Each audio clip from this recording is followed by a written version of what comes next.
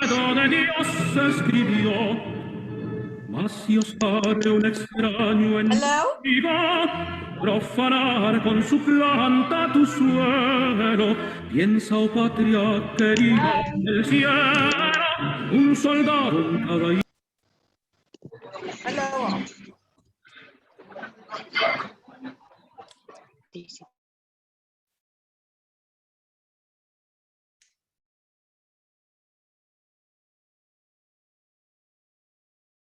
There is a problem of connection.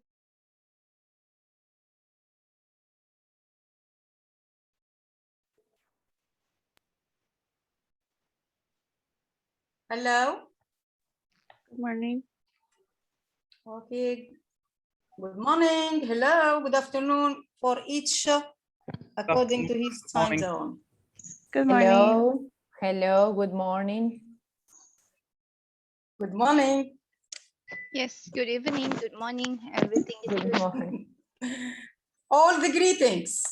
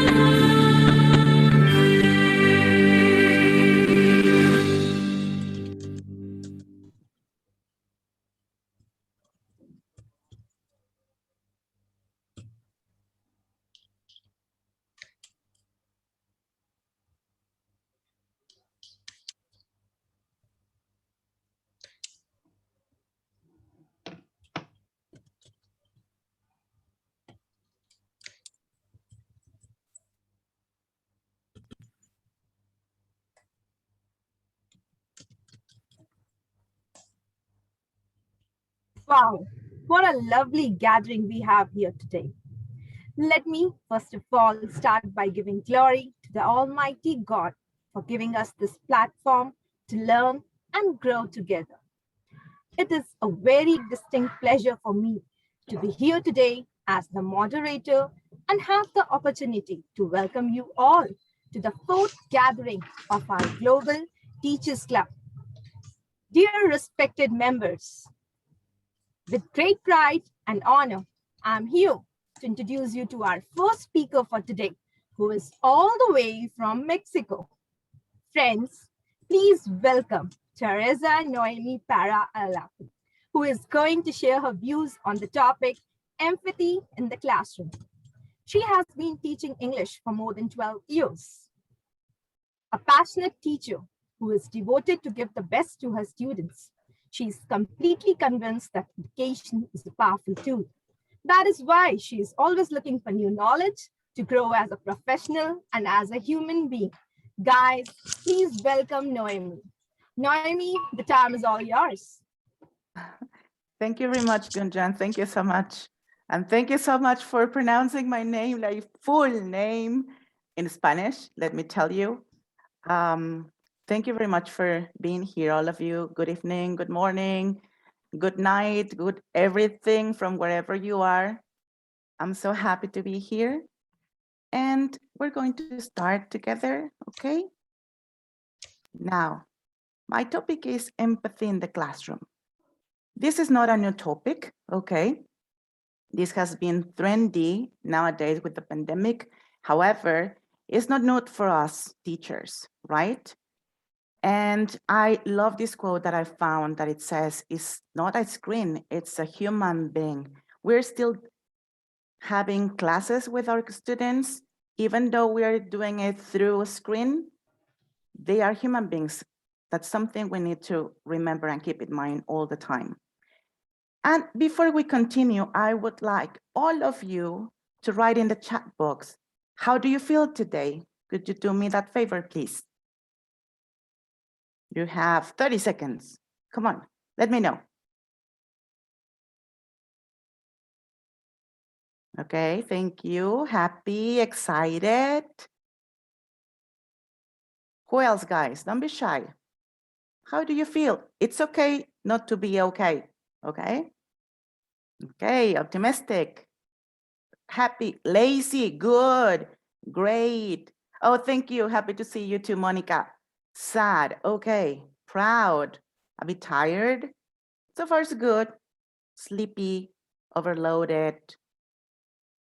Happy, with a terrible flu. Oh my God, I hope you can feel better soon. Bored. Okay, very good. So as you can see, we have a myriad of feelings today, okay? And each and every one of those feelings are valid. It's okay that we feel sad, stressed, or whatever feeling we are sensing in this moment. But let's do something. Let's try our best to keep this beautiful 1 hour together flowing, okay? And let's have our mind opened. Then we're going to check what empathy is. Why is it important? Is it possible to develop empathy? And how can I do it to teach it in my class? So please now help me one more time. Be so kind to tell me what empathy is for you, okay? Don't think about a dictionary. What empathy is for you, according to your experience, according to what you know. Please let me know.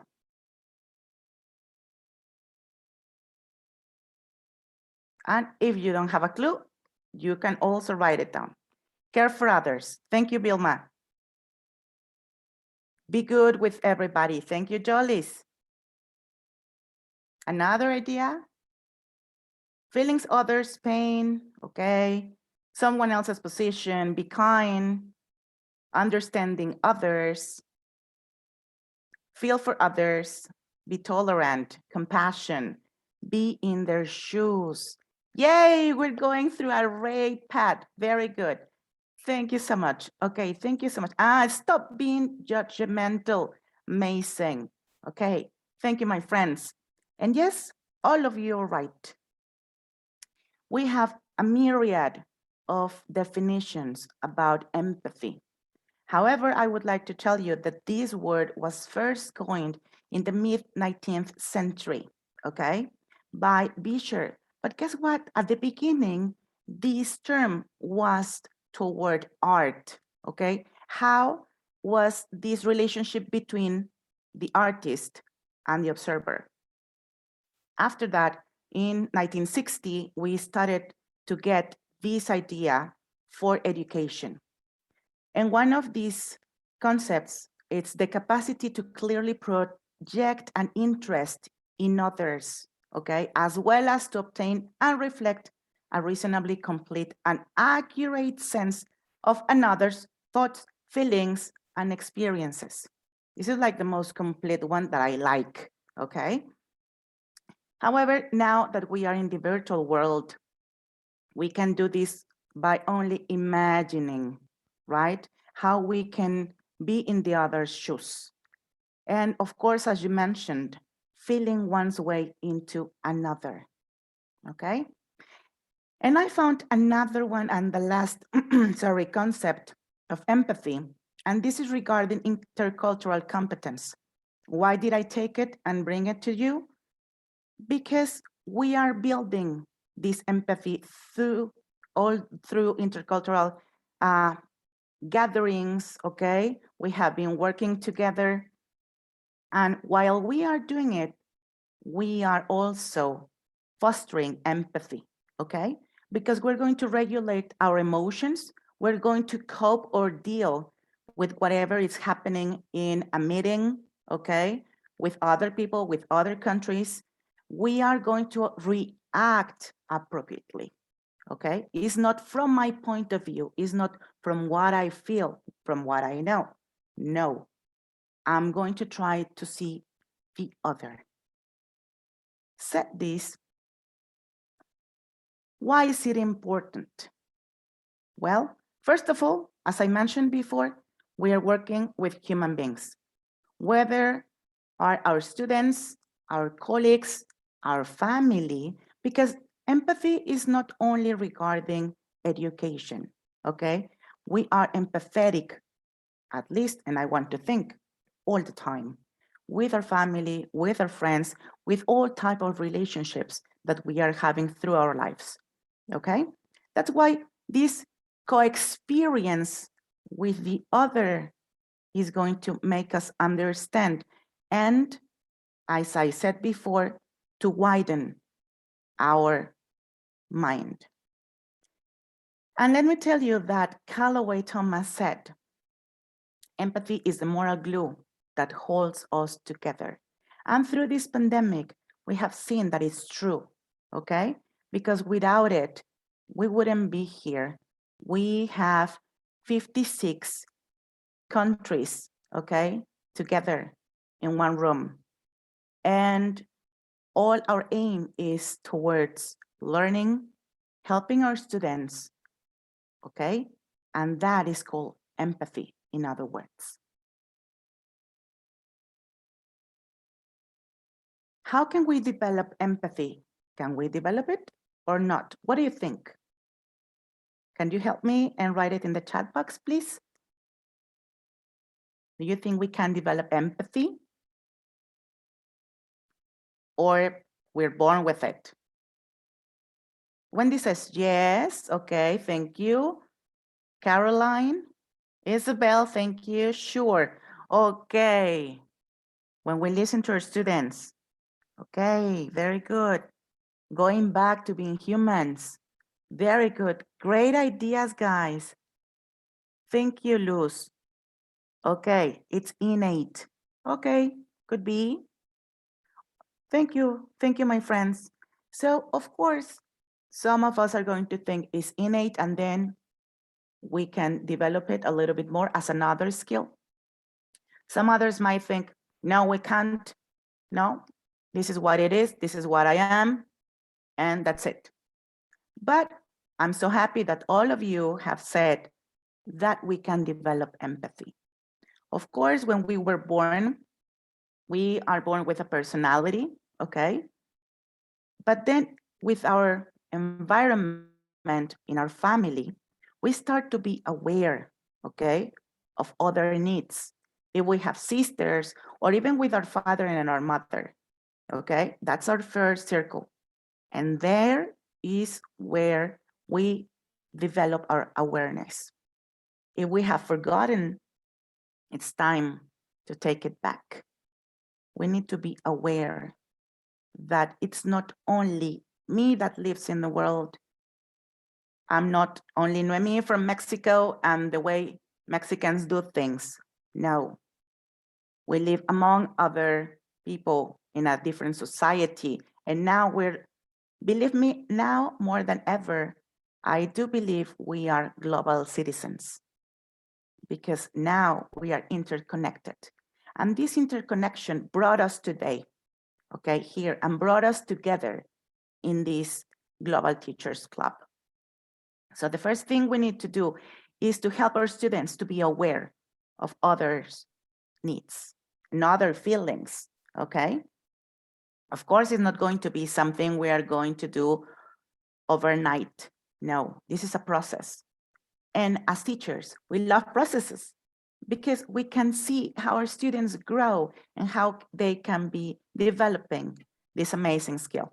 Actually, this is considered one of the 21st century skills that one student and teacher should have.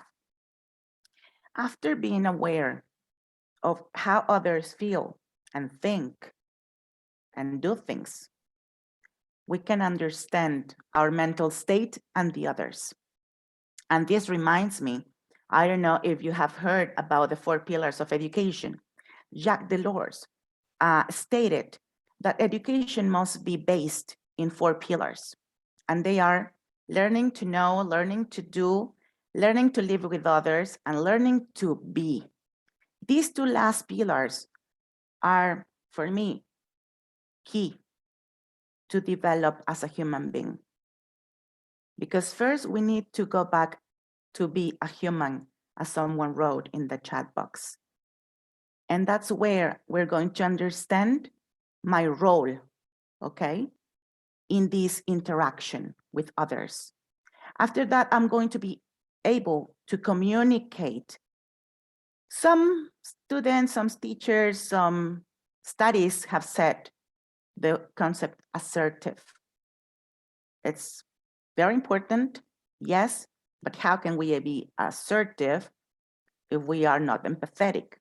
So before being assertive, from my point of view, we need to be empathetic, okay? And after this, being aware, understanding my own mental state and others, and communicate in an effective way with the other, I'm going to take my ethical responsibility in this relationship. What is my role in this connection with the other? Okay, so this is the first path or the first points that we can have to develop empathy in ourselves and then in our students. Because remember, teachers, we cannot teach only concepts. We are teaching with our example and who we are. What can I do in the classroom? Okay, remember I said we need to be aware. Okay, how? Our students have debates together, work in pairs, in teams. Okay, each and every student we have should be respected, okay? And they should be able to feel respected and dignified. Why dignify? Yes, they need to be, or they need to feel sure of who they are and not be ashamed of who they are, okay? And of course, this one can be done through many activities. One of the most current activity that we have done is virtual exchanges, right? Where we are helping our students to interact with other cultures. And we are not looking at Shamim, we're not look from Malaysia, we're not looking to Bilma from Brazil, we're not looking at a country, we're looking at a human being, okay? And that human being is going to help us to understand the culture. And that is going to lead us to mutuality and common understanding. We're going to be looking for similarities to connect, okay? If in each country we tell jokes, if we dance, if we feel emotions like anger, how do we project it? What type of food do we eat? Those are the things that interconnect us. And that's what we should be looking for in our classroom and in our activities. And most of all, trust. Our students need to trust us and between each other, between their peers. Now, what can I do it? First of all, we need to go through our material, okay? Why? Because we are not always going to have a virtual exchange, but we are working with our material, with our books. Okay, so we're going to ask ourselves, what are different viewpoints represented in this unit, in this lesson? Is this only from the US or from Mexican culture? How? How is it represented? And is it representing my students' culture? After that, we can modify a little bit our class or material. Who's telling the story, okay? Because remember, we have sides of story all the time. So is this unit going through only Western culture, okay? And if not, how can I ask my students to check that viewpoint on their own, okay? And how they can be valid and they can coexist together. Now, what about to ask ourselves, what more needs to be learned about the topic or issue that we are addressing in class. I know sometimes it's difficult because we have a certain amount of time and we need to cover a syllabus. Yes, but I do believe that we can do this in specific tasks while we are teaching. And the last but not least, what are the common goals and purposes within this topic? Okay, but always trying to take and observe the viewpoints, okay, and how am I teaching it? Only from my point of view, from the book, or how? Remember, we need to interconnect all this so we can develop empathy in our classrooms, in ourselves, and in our students. Of course, we're going to have challenges to do this. For example, stereotypes, prejudices, they may lead us to negative inferences. Maybe our students don't know about the other country, don't know about the other culture, okay? So we need to help them to develop this awareness of changing our mindset, okay? Or maybe we are over-reliant on human universals. Oh no, all human beings behave like this. All men do this, all women do that. No, forget about it. We need to pay attention to cultural differences, to learn from them, to try to understand. And of course, maybe we're going to have lack of awareness, as I told you. Maybe you're looking at a picture from Mexico, and that's the only thing your students know about it. But maybe you can dig a little bit more. Maybe you can ask them, okay, what else do you know? What else would you like to do with this picture? Would you like to dig a little bit more? That way, we're going to help them, okay, to develop this empathy towards a different culture. And of course, we need to stop or try to stop indiscriminate application to one's own cultural practices, because it's not true that whatever it's done in Mexico, it's done in another country, right? So I hope this helped you a little bit. I know the time is short, but thank you very much for being here with me, and bear with me these few minutes. And I hope we can continue developing our empathy and in our students and in our classroom and around us. Thank you so much. Thank you so much, Noemi. What a lovely presentation. Thank you so much, Noemi, for your valuable knowledge sharing. Without thank you, any guys. further delay, let's welcome our second guest speaker, who is all the way from USA, Linda L. Ignatz, who is going to share her views on the topic, motivating learners and recognizing proficiency with language credentials. A great personality with a great profile, she is the Executive Director of Global Seal of Biliteracy, NBCT Education Emeritus of the Lincoln Way Community High School District 2010 in Illinois. She is also the member of the Joint National Committee for Languages and International Studies and the Illinois Council on Teaching and Foreign Languages. She was also the president of it in the year 2013-14. She is the holder of multiple awards, including the 2014 ACTFL National Language Teacher of the Year and 2013 Golden Apple Teacher of Excellence Award. Dear Linda, the time is all yours.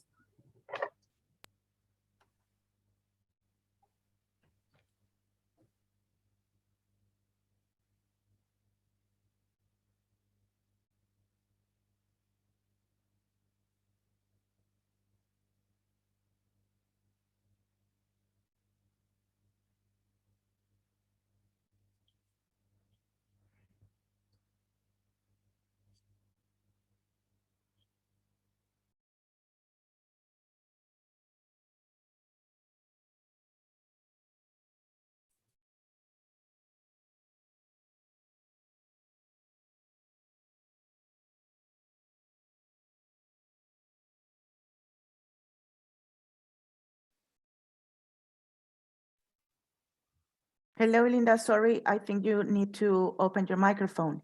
Oh, so sorry. I did. Thanks. So I'll repeat what I just said. Thank you so much for the kind introduction.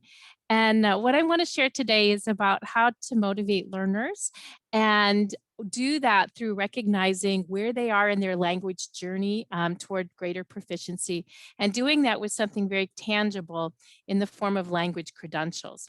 So as I thought about what to present from the United States, I thought this would be really important because this is a very exciting movement that is in the United States now in a very needed way, because for a long time, language was not considered particularly valuable. It is not necessarily a requirement in most schools or states.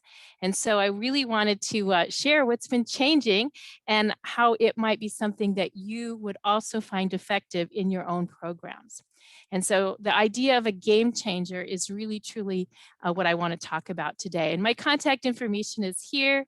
It's also on my last slide, as well as a bit.ly website where I've provided some resources that I've cited, as well as the presentation. So you can get it as well later. And so let's see here. So move that down. So I want to start with first how it all began. In 2012, an article appeared in the Language Educator magazine, which is published by the ACTFL organization, which is sort of our national language learning organization. And it was about how Governor of New York, through executive order, established a seal of biliteracy. And he was following a pattern that had begun the year before in 2011 in California as a way to recognize especially heritage speakers of another language that had learned English, as a way to recognize them, and even as retention in school. But I saw this as a language teacher as an incredible carrot. At the time, I was teaching advanced placement Spanish in my high school, and I was looking for something that would really excite students. I had students that didn't care a lot. I had students that had skills that they were doing everything they could to get an A, but I knew could do more if they had a bigger carrot. And I also had students that dropped out because they didn't see the value of learning a language. And so for me, that was incredibly important. And so I began working with others in my state of Illinois. I live outside of the Chicago area, and we worked with some lobbyists and state legislators.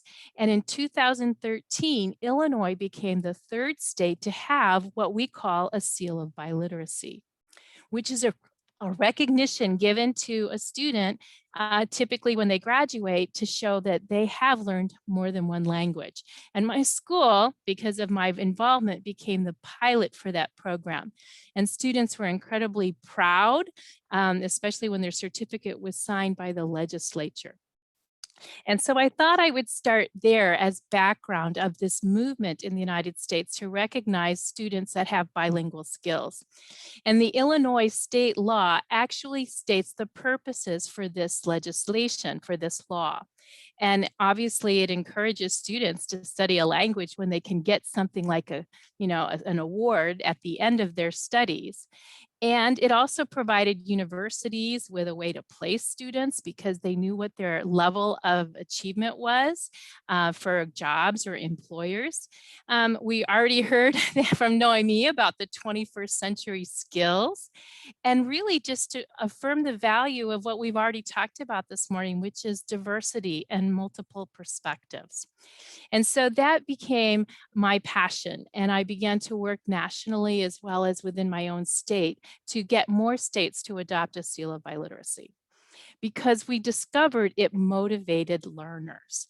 And so I published with some co-authors an article in the Foreign Language Annals about 3 different school districts, large school districts that had implemented the program. They saw their upper level retention numbers double. They also identified with students when we did a lot of focus groups with students, and almost 75 to 80% of the students connected this not with their school or with their grade, but as something that would empower them for the future in their career or in their employment.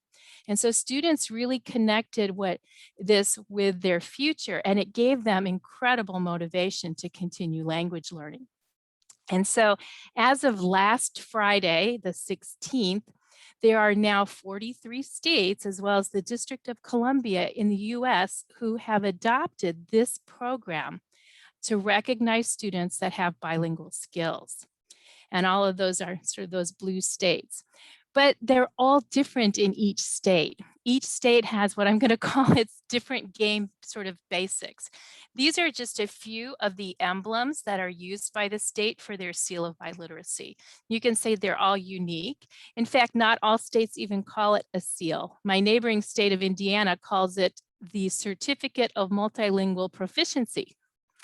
And so we see that they're called something different. They also have their own rules, how the level of achievement of language, how is that measured? Is it measured by a grade point average, or is it measured by a test? In most cases, in most states, it's measured by a test. And it's usually awarded to seniors. But very quickly, it became apparent to me that there were a lot of holes in this state seal program. One of those was only allowed to give for students that were maybe in the language classrooms as a senior in high school. But what about students that weren't, were in college or adults? What about students in middle school who were in immersion programs or dual language programs? And it's also not funded and not mandatory. And so it's only allowed in public schools, which left out all of the private school students, but the public schools have to opt in. And in my state of Illinois, we've had this program for 8 years and still only 30% of schools participate. And so there were some holes in the seal. But for those schools that adopted the program, it was an incredibly positive incentive. And the schools saw students accelerate their language learning, have more autonomy over their learning, and more importantly, they stayed in the classes to continue language longer. And so that was an important problem that was being solved. And so I started thinking about this incredible award and decided to change my language. Instead of calling it an award, I decided to call it a tool. Because when we give students tools to use and leverage for the future in the form of a language credential that documents a skill, now language is a skill that can be celebrated, absolutely. But more importantly, it could be put on a resume or on a CV and give students real power for their future. And that power became incredible. And so in working with some private and very generous donors and working with others in my field, we established an additional program that had no rules and has rules, but has no boundaries as to who can receive a certificate or documentation of their language. And we didn't want to make it just about the United States because we think language learning should not only be empowered everywhere it's taking place, but also that many places it becomes more important. An individual told me learning English for him was an economic survival tool. And so we think about this, and so we established the Global Seal of Biliteracy, which actually can be played as an individual. You can apply on your own, or as a group where it's a school would test their own students and apply on the student's behalf. And we can do this in over 120 languages now. And you can play the game anywhere. We work all over the world. And so there are 3 tiers. We didn't want, another problem with the state seal of biliteracy was that when the student received it at whatever the level the state criteria was, they thought they won the race. And that's not the case. Language learning is ongoing. Language is dynamic. It changes. And we also want them to continue to level up. So we created a pathway of language certification, beginning with functional fluency, which is the basic level at which you can independently use the language and get by and survive, to working fluency, like a teacher, or professional fluency, like a translator or an interpreter. So now we see that this is the map for the Global Seal of Biliteracy. It's actually been issued now in 46 states, as well as the District of Columbia, but also now in 4 other countries. And we have, I think now, as of yesterday, about 16 other countries with applications in it, that maybe we're waiting for test results or scores or something like that. And so we see that it now is an exciting movement that all of you can participate in, because a seal of biliteracy celebrates the language skills and accomplishments, but it can do an awful lot more than that. And what's really exciting is what it can do. So empowers students to give them something that they can use at the university level, that they can use to highlight themselves on a letter of application for working with or a scholarship, but also it is each one is serial numbered. So that serial number can be entered in on LinkedIn or some other employment platform right under licenses and certifications. And now we're making what happens in the classroom real. And according to our data, and what I'm going to share with you soon, that makes an powerful impact on language learning. And so earning a state seal for those that are using that in the US, or anyone in the world that would like to use a global seal, it begins usually with a test. And we talk about benchmark testing because it's unfortunate if you only test at the very end, because then it becomes pass fail. And the student hasn't had an opportunity to remediate or change the situation. And maybe they just had one skill area that needed more attention. So we did learn in our study that if you begin testing earlier, students have an awareness of where they are and what they still need to do to get to the next level. And so an article also in that Language Educator magazine talked about proficiency testing and why do it. And one thing they talked about how it gave them a competitive edge because they can document with the test score what their actual skill set is. But it also provides washback on teacher instruction. And we saw this vital way. If all of our students were scoring low in the listening area, we knew where they needed more practice. It also provided students with a way to track their goals so that they could see their progress and measure how they're doing, because they're not the same in every skill. Students who are very verbal might speak better, but someone may not write as well as someone else. And so they have different skills and strengths and weaknesses, and it gives them that information. And that helps teachers because it can improve your coaching of the student. And so we talk about differentiation of instruction. Students can be working on different things because they know where their actual skills are. And so the state seal, as well as is usually based on the ACTFL scale in the United States, which is the primary sort of ACTFL body of sort of, I guess you could say, tests. But the Global Seal also does CEFR tests. And each one of these kinds of tests has sort of a ladder that come with can-do statements of what does it take to recognize each one of these levels. And I've included those can-do statements for both the CEFR and the ACTFL scales in that bit.ly that I mentioned I'll share with you at the end. Pathways, whichever pathway is used, they should begin with the end in mind. We shouldn't be settling at one level. We should continue to grow our skills, even as language educators. We want to continue to grow our language skills and continue up that pathway. And so it's important for students, when they see progress, you begin to do what we call gamification. They say like, oh, I can get to the next level. And so I want to bring that back to some research that was done by John Hattie, over 50,000 studies and 250,000 students. And he found that one of the most important things you can do to raise student achievement, to get students more involved and take ownership of their learning, was to make it visible. so they could see their progress.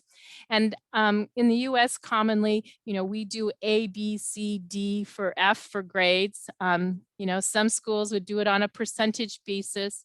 And if a student, I remember a young lady who was very good, but she was getting a B plus, not quite the highest level of an A grade. And she told me she wasn't going to take Spanish the following year. And when I asked her why, she said, I'm not very good. At the beginning of the year, I was getting a B plus, and at the end of the year, I'm still getting a B plus. I didn't get any better. I didn't improve because our feedback didn't show them progress. And that's why if you can show students progress on a language proficiency scale based on can-do statements and the functions they're able to do in the language, now they can begin to see growth. And so that was really important because if I can then control my growth and my pace, giving them ownership like the seal of biliteracy with a high valuable goal at the end, it really works. And so using that gamification, the pathway is those steps, those levels of language skills based on whatever proficiency scale you choose.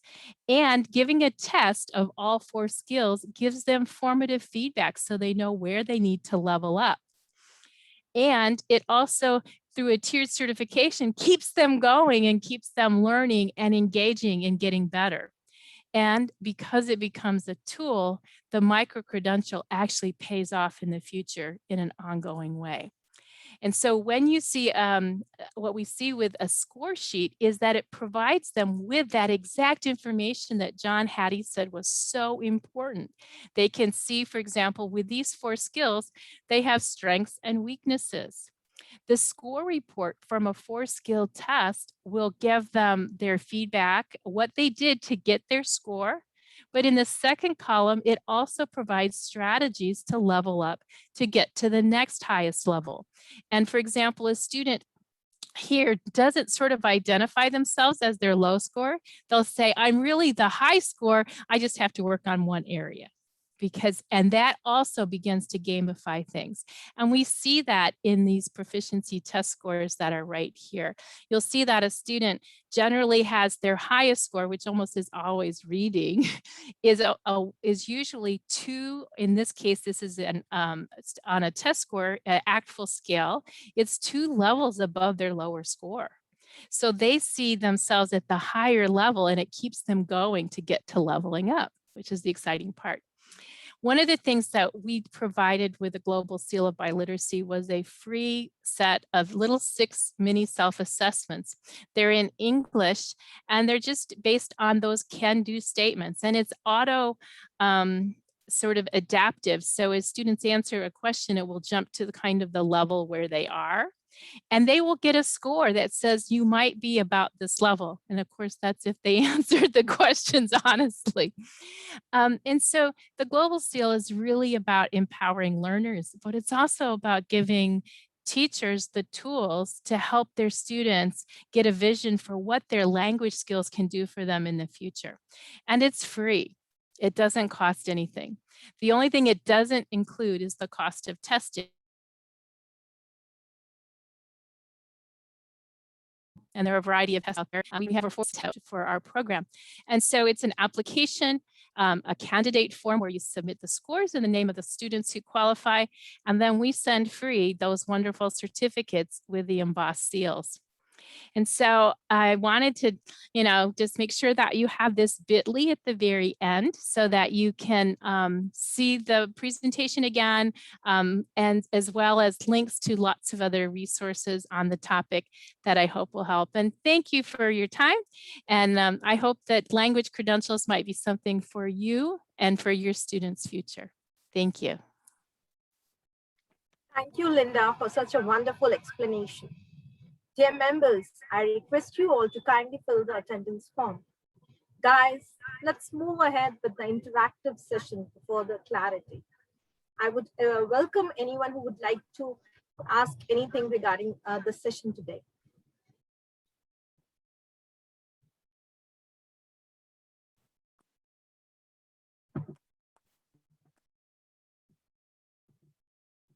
I request if you have any questions, you are free to ask.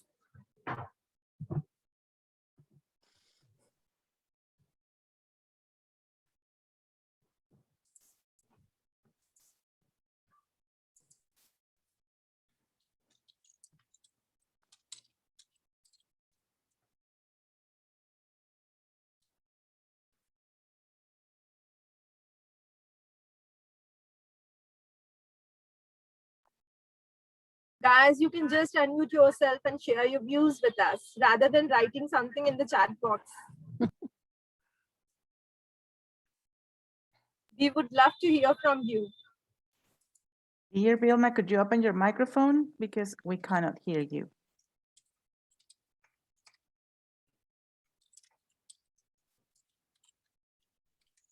Yes, I have a question.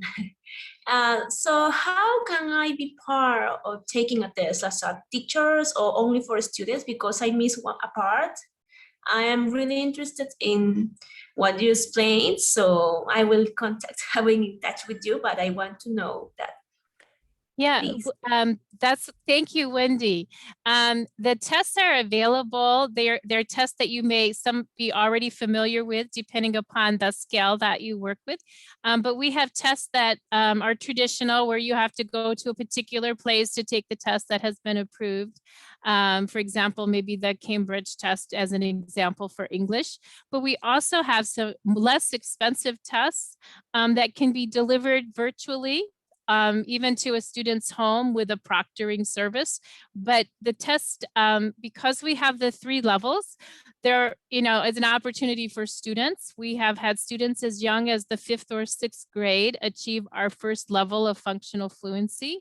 But we also have students and adults. We had an individual who was 74 years old more recently get his own seal.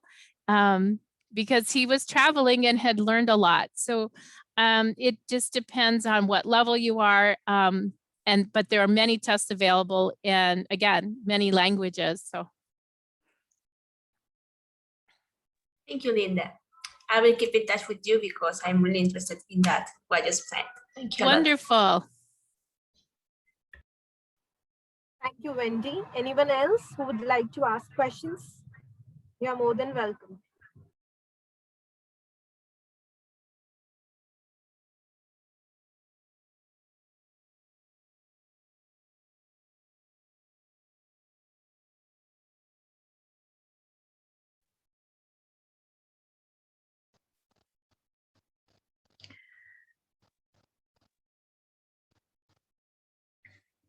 Okay, Gunjan, I think I'd like to ask questions. Is it okay? Yes, please go ahead. Yes, thank you very much. Yeah, so that's very excellent presentation from both of you as the speakers. I'd like to ask one question to each speaker. The first question for Nomi. Yeah. What is the best challenge for you yourself whenever you are doing all the things that you just explained about empathy in your own class? That is about the challenge that you have faced so far. And then the second, for Linda, yeah, we know that in the world there are so many international certification. Okay, if we would like to have our students to study in some universities around the world, so can we use the test that we are using from the one that you just explained? And then what's the difference between other certifications like TOEFL or IELTS? Thank you very much. Yeah. Okay, Linda, would you like to answer, or how should we do it? Why don't you go first? Thank you. Okay, regarding the challenges, the first thing was to recognize that if I was empathetic or not. Because we might think we are, but I had to see myself with my family and with myself. And after that, I was like, no, I need to work on some aspects. And I started to take some webinars about it, because it's very easy to lose ourselves in this sea of information. And sometimes we need, or we want our students to be the best, but what about us? I've always thought that we need to start for ourselves.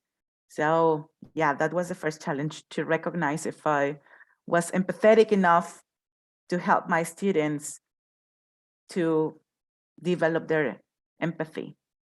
After that, it's just a continuous work every day with my family, with my mother, with my students, and with myself. I don't know if I answered the question, Auntie. Thank you. Linda, Yes, please be my guest. thank you very much. I think that the question really is about how do we support students to use a credential for their next step? So that addresses both the university as well as the employment issue. One of the things about the Global Seal is we're not specific to a test, we're specific to a learning criteria, that the tests that we have accepted measure proficiency. They don't measure just vocabulary or grammar. They measure what students can actually do in the language on their own. What can they create in the situation? And so, in the speaking, listening, reading, and writing. So truly by literacy, not just maybe a spoken or a written test. And so what we've done is we have an international sort of board of advisors that has approved the tests, and we've researched the tests that we have accepted. And that gives an employer some credibility. And it's not just, for example, a test will give you a test score or a certification. So we're sort of not just advertising ourselves. We have approved tests from different companies as well as some different universities, for example. And we really wanted to simplify the process so that a global credential, it becomes a meta credential. And so it doesn't matter which test you take or even what language, what the skill the person can do is going to be the same everywhere in the world. And so that's been very important because not all tests are available, or some are too expensive even for students to take. So we have some very less, not very costly tests that can provide greater access wherever anyone is. They don't have to travel on a particular day to take a special test. So that was important. Here, because we have the 3 tiers that continue at the starting level of fluency all the way through professional, we have right now over 70 universities in the United States that are already awarding the Global Seal to their own students. We also have, for example, my state of Illinois, the Global Seal counts as the language test for certification for becoming a teacher. So we're using it with employers as well. And some human resource firms are using our test. So it does, and then they don't have to find the test and they don't have to worry about which test to use. They just know if it comes with a Global Seal certificate, it's good. And we've really simplified, we want to simplify the process so that our language learners have something that they can present and know that it means something valuable, because not every school or administrator or employer knows what every test means. So they don't really know, is this a good test or a bad test? And if they have a Global Seal, they know it's a good test and exactly what the person can do. And on our website for employers, we actually explain what the certificate means in terms of job tasks that the person is able to do. And that also helps. Does that answer your question? Yes? Okay. Sure. Very Good. complete answer. Thank you. Thank you so much, Linda and Noemi. And thank you so much, Auntie, for asking that question. Anyone else? We still have 1 minute left for the interactive session. Corina asked something on the chat. May I answer, Gunjan? Yes, sure, dear. Okay, thank you. Corina, you asked how may we make our students to be empathetic to each other? It's really difficult. As I said, it's a process, but we need to start asking first, we as teachers, excuse me, did I understand correctly? Did you mean this when you said that? Because we need to start understanding what they said. Yes, Vilma, sorry. So first of all, we need to start asking the right questions to understand each other. So I do believe that's something we need to start developing in our students. But first of all, as I mentioned, believe me, it's in ourselves. When a student does something, it's like, excuse me, you did this. I think you meant this. Oh no, teacher, what I meant is, and now I can understand, and then we can understand each other. So on that way, they are going to start learning how to ask the other, not just assume by looking at something. It's like, oh no, Gunjan is angry and she's not looking at me today. So we are just assuming our prejudices are interrupting our communication. So that would be like, for me, the first thing we need to do. Okay, thank you, Noemi. No, my pleasure. Thank you, Naomi. With this, we conclude our interactive session for today's gathering. I must say you all are great listeners. Thank you so much for paying your valuable attention. And now I would like to invite our founder, Lou Auntie, for giving the vote of thanks. Auntie, the time is all yours.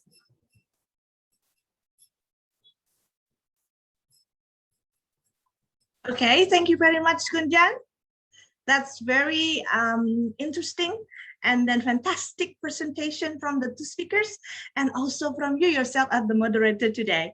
Yes, the things that I would like to say is first, welcome to Global Teachers Club. Yeah, so the club is for all of us. It's for the world.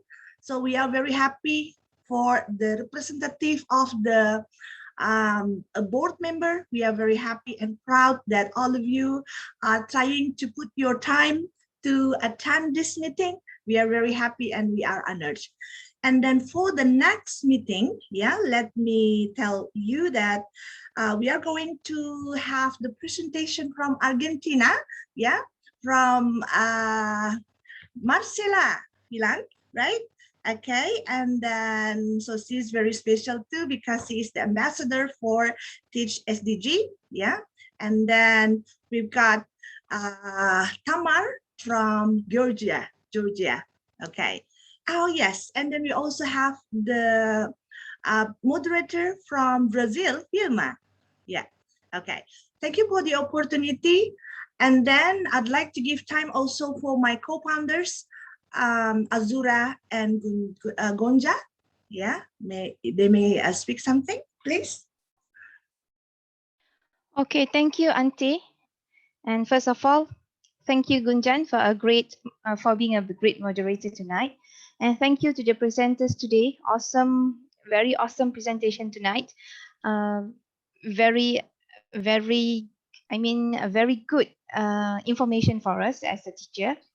And as a co-founder, my job is to help this GTC, Global Teachers Club, to get international recognition next year. So throughout this year, we will have a lot of activities and stay tuned for the next activities. Right? Thank you. Over to you, Gonja.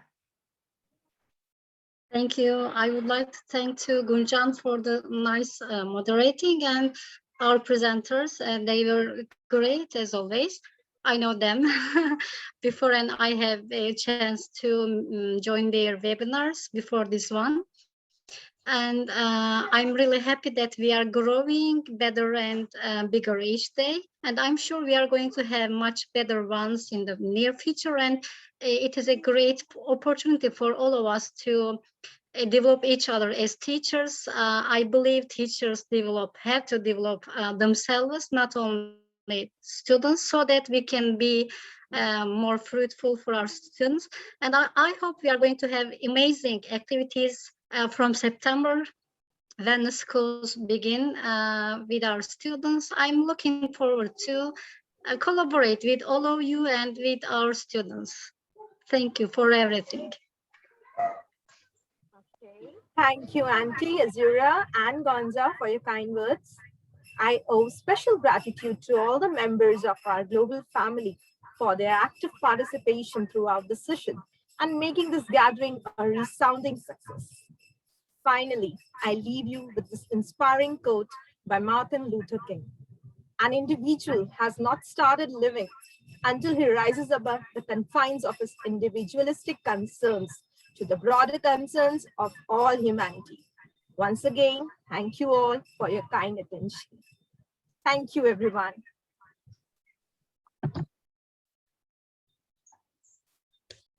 Photo, please take photo.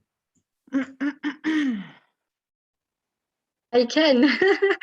I have already taken some photos and sent to our group, and I can take one more if you like. Okay, smile, please. 3, 2, 1. Okay, great. Thank you all. Please fill in the attendance form for you to get the certificate. Okay, thank you. Thank you. All right. Thank you, guys. It was a pleasure to see you. Have a beautiful So much, evening, Prasanna. Amazing morning. presentation. Thanks. Thank you. Thank Bye, you. everyone. Very nice. Thank you. Thank you. Bye. Thank you. Bye, Linda. Nice to meet you. Goodbye. Thank you. Bye. Bye. Bye-bye. Bye-bye. Have a nice day. See you next month.